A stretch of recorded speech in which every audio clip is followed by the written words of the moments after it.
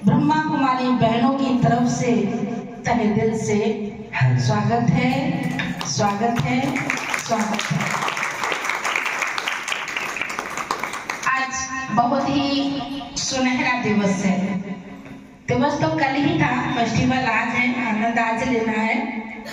लेकिन कल हमारे घर पे फेस्टिवल था, हम लोग वहाँ इन्वाइट थे, इसलिए आज हम लोगों ने यहाँ पर रखा है। हमारे बीच जलानगर की पार्षद मोहन बहन से आमंत्रण है कि वो हमारे पास आ जाए।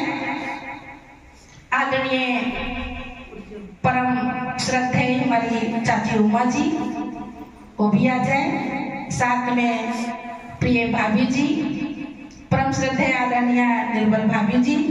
अभी हम ही सभी लोग मातृ शक्ति के लिए एकत्र हुए हैं।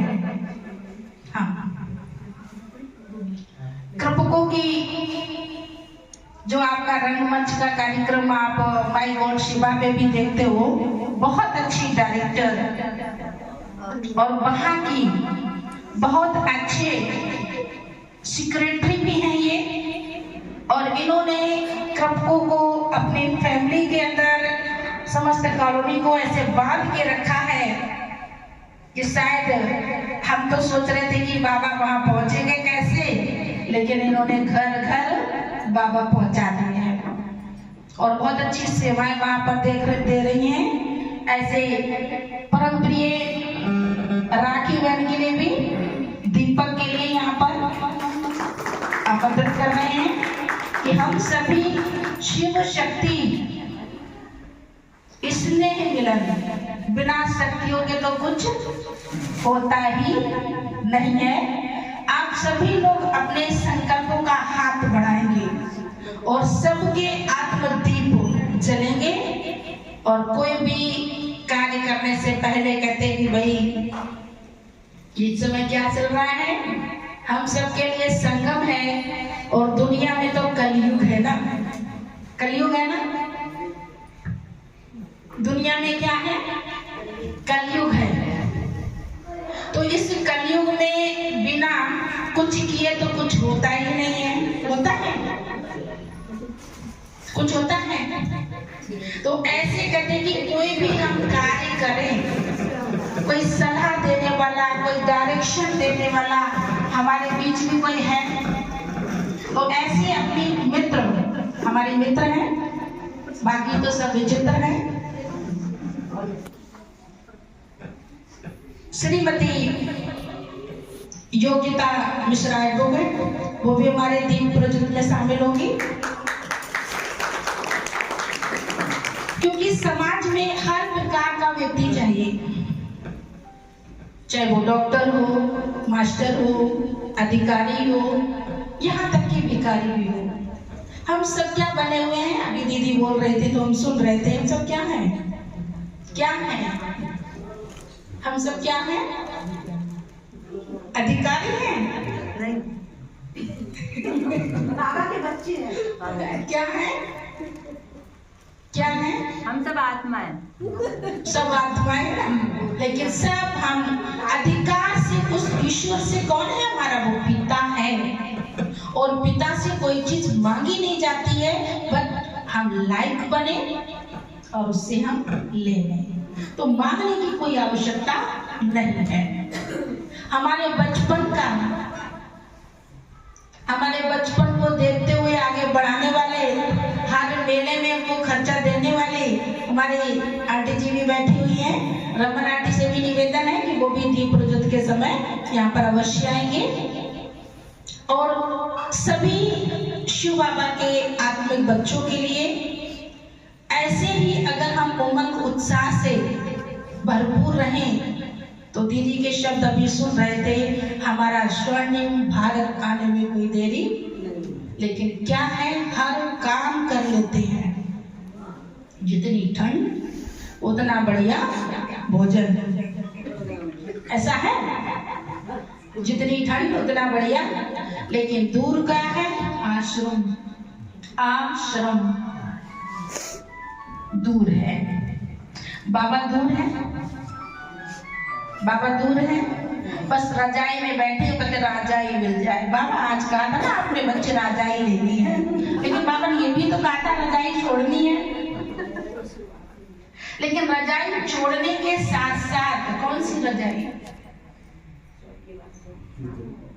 हम रजाई लेंगे तभी तो कुछ हमें प्राप्त होगा, लेकिन उसके लिए सबसे पहला ये है कि हर भौतिकता में हम कार्य कर रहे हैं, लेकिन उस भौतिकता में भी हमारी आध्यात्मिकता होना बहुत जरूरी है। इसलिए आध्यात्मिकता चाहे वो राजनीतिक हो या भौतिक हो या आध्यात्मिक हो, आपका जब स्वागत और सत्कार होता है तो आत्मस्मृति का चिन्ह और आप खिलते हुए कमल पुष्प के समान रहे, ऐसे आपको फूलों की कली दी जाती है और तिलक लगाया जाता है। इसलिए आप मुस्कुराते रहिए। एक बार मुस्कुरा के देखो कैसा लगेगा, भगवान भी खुश होता है। तो अभी हम सभी लोग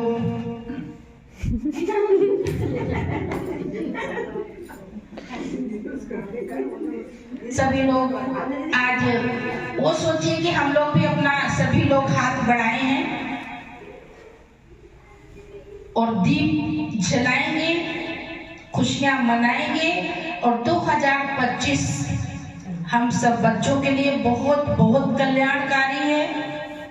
जो भगवान पर विश्वास और श्रद्धा रखते हैं उनकी बड़ी बड़ी परीक्षाएं हैं। लॉकडाउन तो कुछ भी नहीं था, 2025 में और एक झटका आएगा।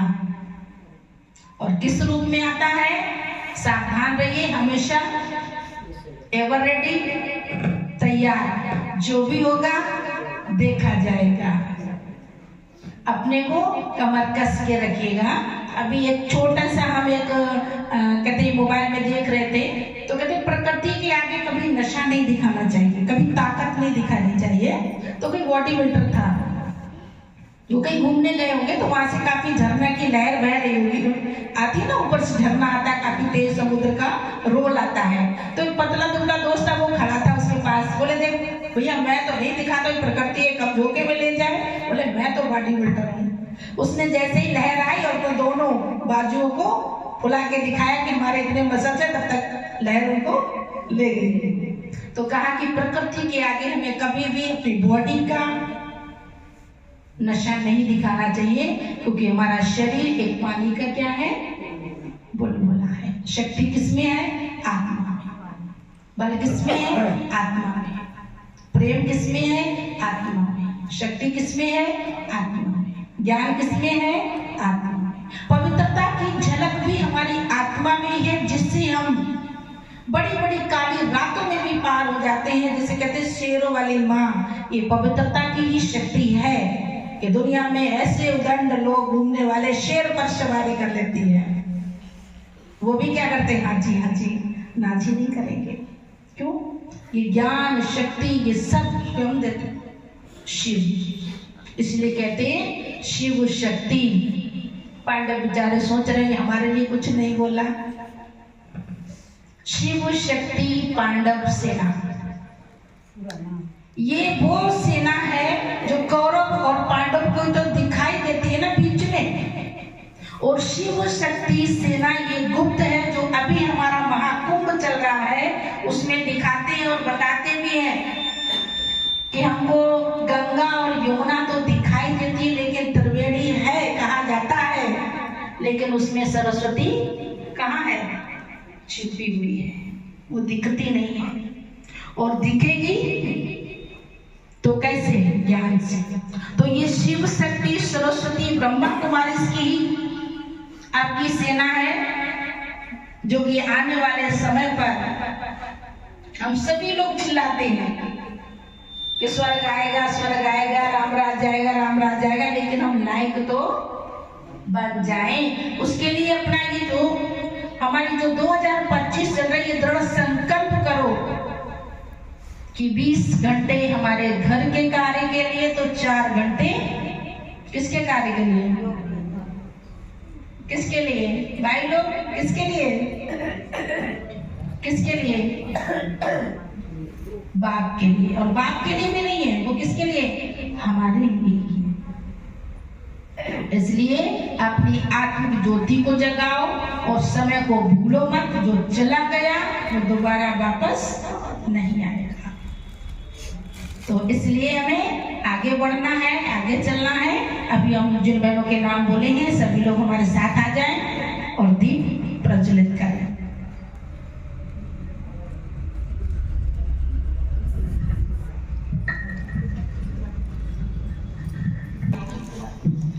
काम करो ऐसा कि पहचान बन जाए, हर कदम ऐसा चलो कि निशान बन जाए।